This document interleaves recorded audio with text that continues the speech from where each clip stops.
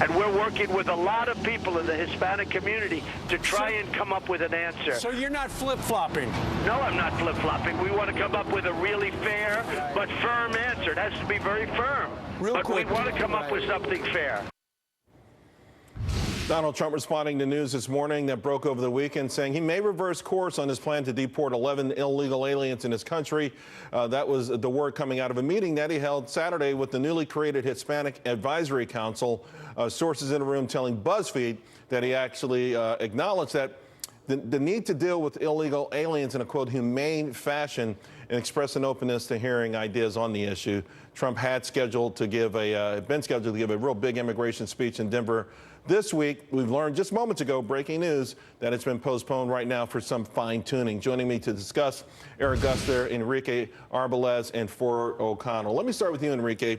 You're the founder of Alliance, XL Alliance. It's a marketing firm aimed at Hispanics. You're in touch with the community. Where do you think, in terms of Donald Trump perhaps softening his position on deportation, would that help him with respect to the Hispanic vote in November? Look, Charles, I think when it comes to Hispanics, Donald Trump has a branding issue. Immigration is important, but you got to realize that the very first hello and all that he gave to the Hispanic community was one of generalizing and stereotyping a whole community. So now he has a lot of work to do that.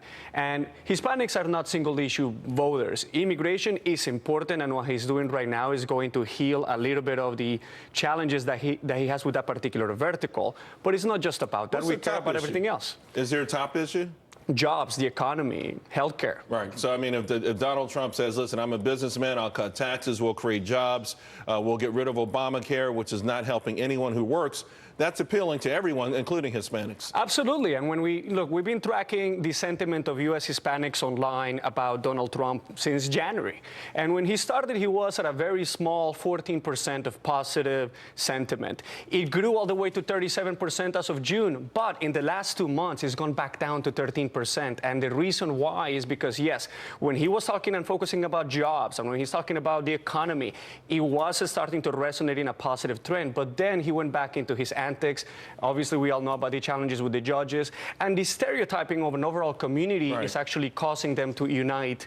And obviously... You know, Ford, I read where Hispanic voter registration in North Carolina is huge. And it's not a large vote, but 5% will be the margin of victory between a Republican and Democratic candidate. We know about Florida registration for Hispanics through the roof. This is an important constituent. To Enrique's point, Donald Trump made up big ground in a short period of time. If he changes his tune here and he's fair but firm, how do you think that impacts the election?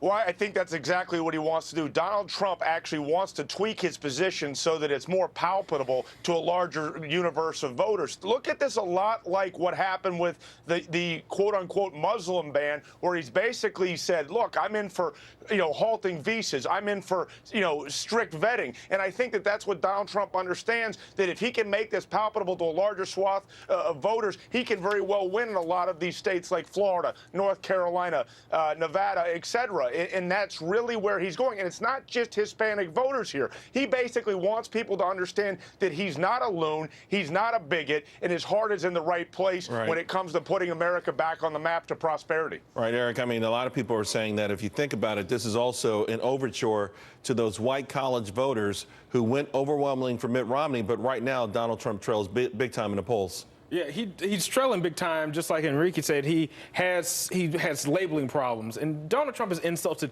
so many groups across the board: women, people who have physical handicaps and illnesses, and he's this big conspiracy theories against Hillary Clinton, where he cannot stay on message. And just like what was just previously said, conspiracy theory against Hillary about health. Yes, he's talking about her health and she's sick. Those types of conspiracy theories. This is not the place for him to do that. He needs to stick to the issues, which he cannot. He is. But you are worried. Are you worried as a Democrat who's going for Hillary Clinton that if he does soften the tone a little bit here on the deportation thing, focuses on those things you're saying he's incapable of, that it gives him a shot in November? I'm not worried because he's not going to do it. He's a five-year-old with a microphone. He's not going to do it. Every couple of weeks, Donald Trump is supposed to become more presidential. He's supposed to stick to the issues. He does for one teleprompter speech. Then he goes back to his five-year-old antics. Eric, But guess what? If this ceases being about Donald Trump's personality and starts being about the issues in the Obama record of government failure and the Clinton list of scandals, he could very well come out of this deep hole and become the 45th president of the United States. It very well could happen. That's what you're scared about. That's why you're sliming him. Steak dinner. Come on, it Eric. won't happen. We'll leave it there. Enrique, thanks a lot.